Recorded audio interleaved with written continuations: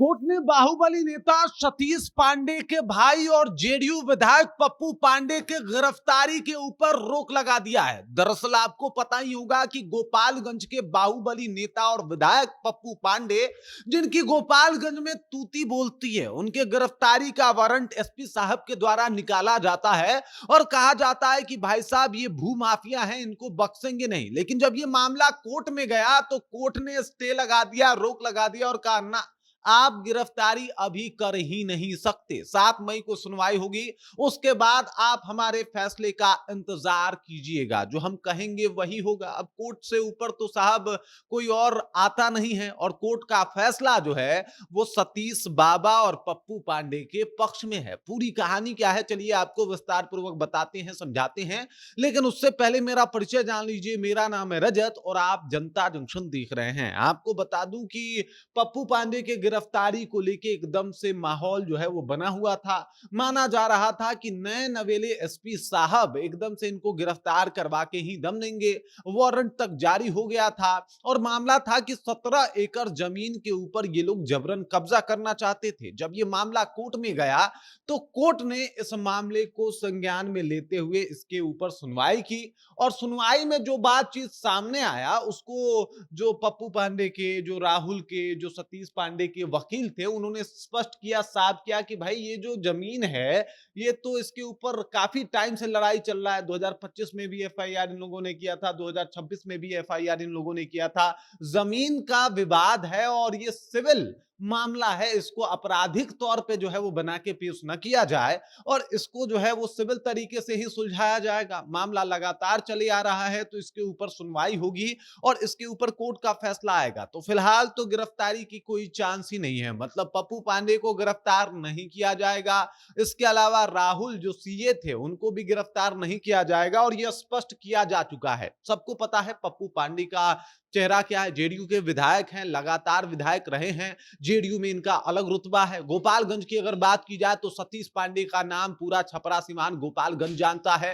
इस तरीके से इनका नाम जो है वो व्याप्त है और सबको पता है कि गोपालगंज में कुछ भी होता है तो अनऑफिशियल तौर पे सतीश पांडे की उनमें रजामंदी जरूर होती है। सतीश बाबा, सतीश पांडे कह लीजिए, इनका एक अपना रसूख है और इसके लिए ये जाने भी जाते हैं। तो सतीश पांडे और पप्पू पांडे जो है वो सतीश पांडे के छोटे भाई हैं, जेडीयू के 4 बार के विधायक हैं और इनका एक अपना जो है वो रसूख है, रुतबा है।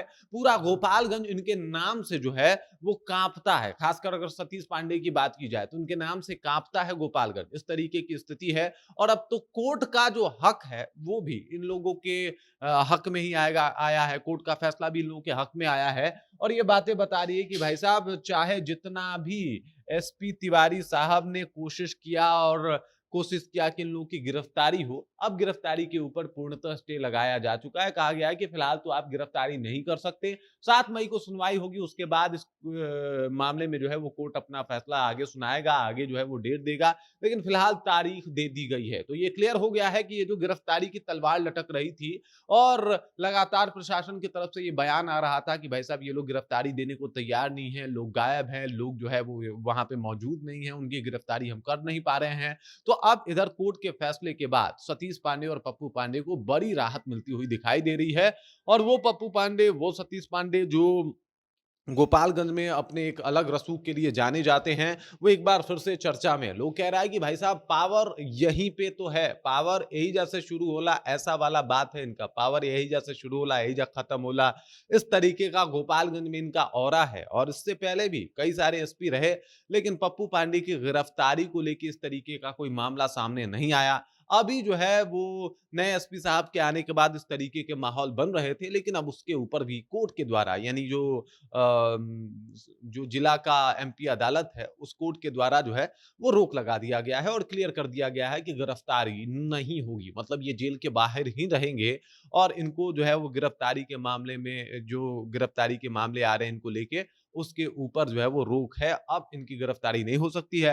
हालांकि पप्पू पांडे और सतीश पांडे के नाम कई और अपराध में हैं, लेकिन उसकी भी सुनवाई कोर्ट में चल रही है।